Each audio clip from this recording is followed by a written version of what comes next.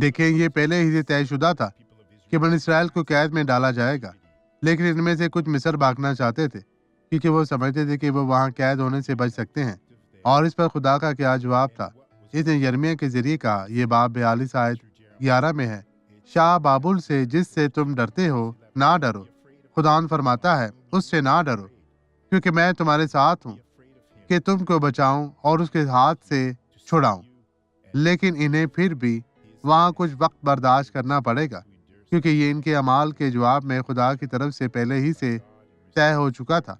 आए दुआ करें। खुदावंद आपको बहुत बरकत दे। मसीह में आपकी सलामती हो।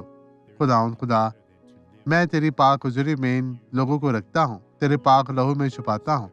तू इन्हें छू पाक साफ और मसा कर, हर तरह की बदी से इन्हें महफूज रख। बदी मैं तेरी तमाम तर ताकत को मफलूज करता हूँ यीशु के नाम में, और आप कहें आमीन।